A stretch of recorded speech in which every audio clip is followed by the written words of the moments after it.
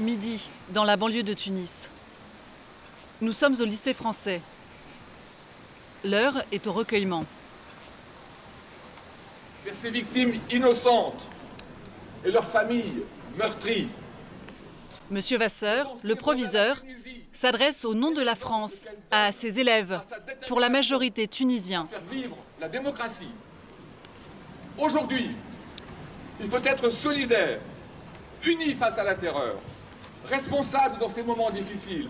Aujourd'hui, défendons la liberté, la dignité, la justice et l'ordre. Aujourd'hui, défendons la liberté, l'égalité, la fraternité. Aujourd'hui, nous sommes Bardo, nous sommes la Tunisie. Fait exceptionnel, le proviseur va autoriser ses adolescents à chanter l'hymne de la Tunisie dans ce lieu, symbole de la République française.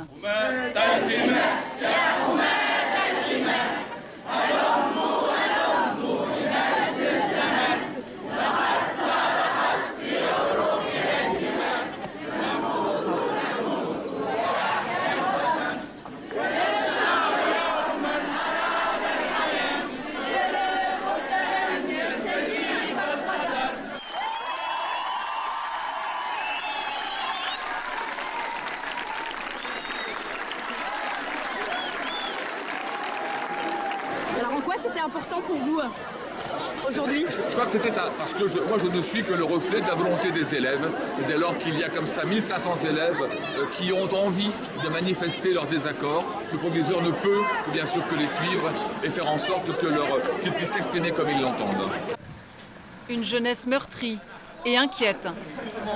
Le terrorisme est à nos portes. Avant, ils étaient à Gasserine, maintenant ils sont à l'intérieur de la capitale, donc du jour au lendemain, ils peuvent nous attaquer ici en ville. En fait, on a l'impression que ça avance pas, quoi. C'est ça qui est désolant. Comment ça que ça avance pas? Que Le processus démocratique va mettre du temps, là. c'est ça. Le tourisme va mettre du temps à repartir. Il est 12h20 à l'horloge de l'avenue Bourguiba. En Tunisie, le temps semble s'être arrêté il y a 24 heures exactement.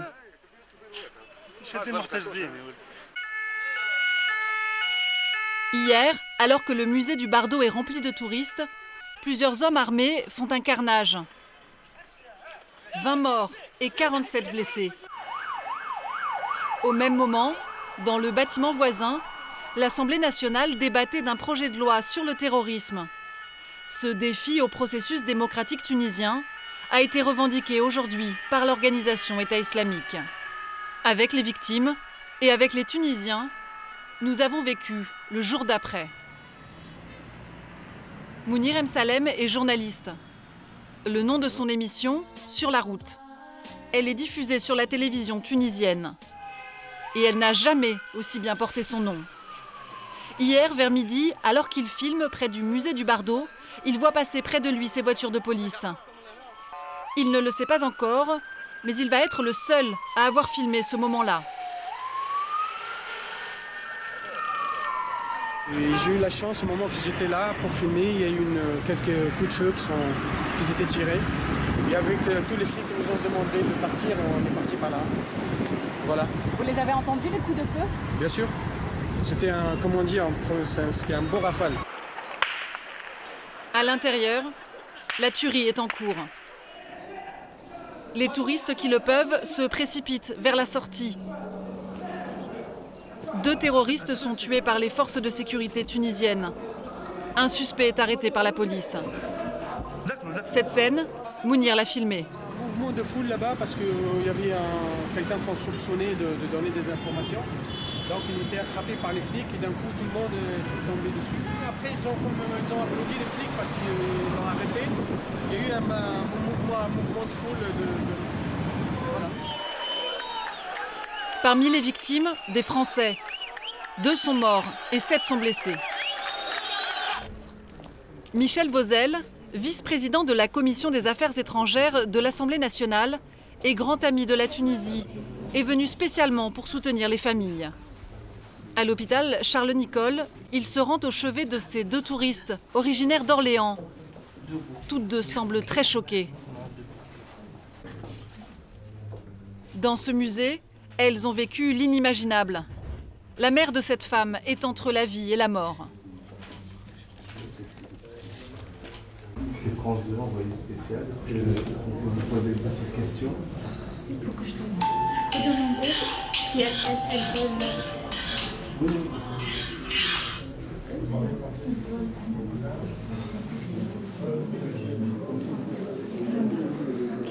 Bon courage.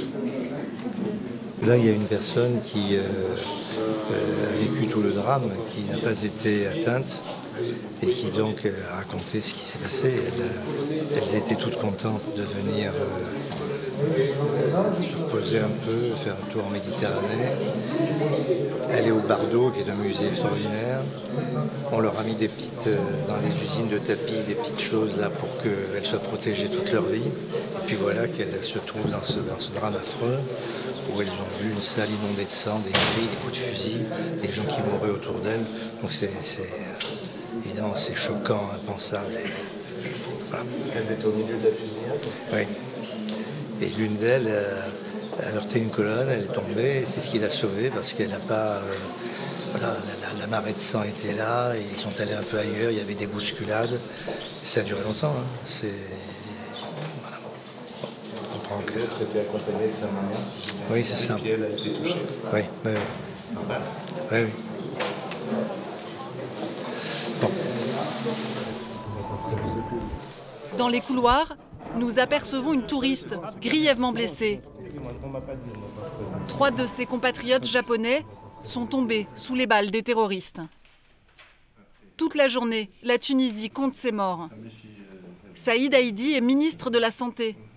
Depuis 24 heures, il met à jour la liste des victimes. 44 patients qui ont été admis hier, dont certains sont sortis. Il y en a 7 qui sont déjà sortants. Il y en a 2 qui sont dans une situation critique.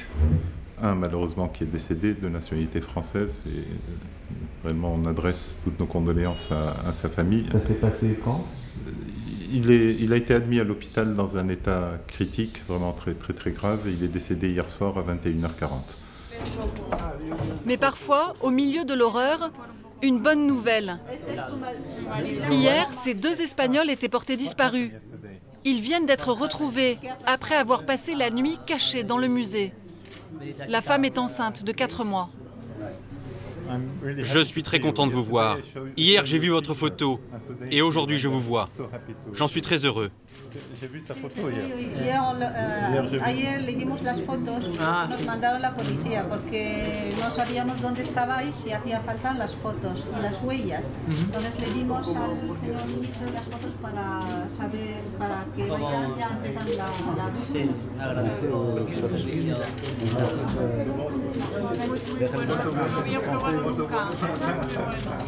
Et le bébé va bien. Sí, va todo bien. Está todo normal.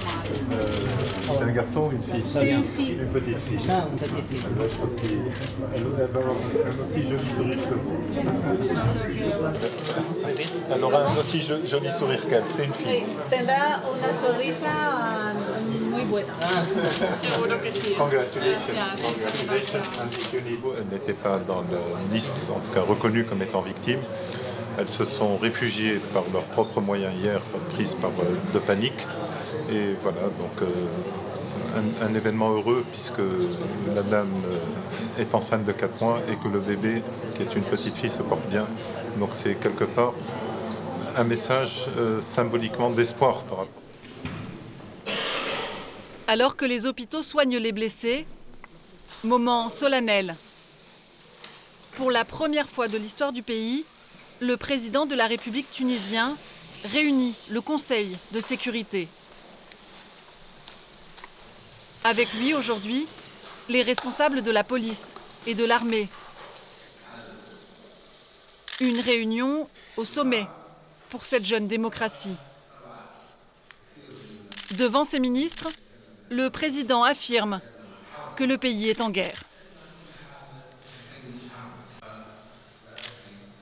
Face au terrorisme, le porte-parole de la présidence assume un discours martial.